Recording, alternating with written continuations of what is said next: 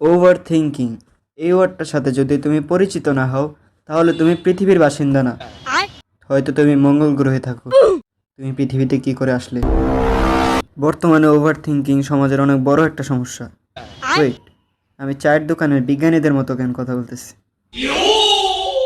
এরপরও যদি তুমি না বুঝো যে ওভার থিঙ্কিং কি, তাহলে বলে দিই, একটা মানুষ যখন সারাদিন একটা জিনিস নিয়ে অতিরিক্ত চিন্তা করে তখন তাকে ওভার থিঙ্কিং বলে। ও, আমি কি ভবিষ্যতে একটা টিচার হতে পারবো? ভালোই তো বুঝাইতে পারি না? আহ, পারি তো না? পারি না? अबे ये बहन का लोड़ा, ये जहां दिख जाता है ना मेरे को गुस्सा हो रहा था भाई। সরি। ওভার থিঙ্কিং যারা করে তাদের ভিতর এমন কিছু অদ্ভুত অদ্ভুত মানুষ আছে যারা এত ফালতু চিন্তা ভাবনা করে যা বলার বাইরে। প্যারা নাই, এদের ভিতর আমিও একজন।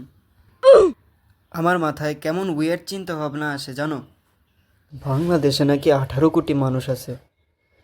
সবাই যদি আমাকে 1 টাকা করে দিত তাহলে আমি এখন 18 কোটি টাকার মালিক হয়ে যেতাম। আচ্ছা, মুরগি যদি আগে হয় তাহলে সেটা কোন ডিম থেকে বাইর হয়েছে? আর যদি ডিম আগে হয় তাহলে সেটা কোন মুরগি দিছে?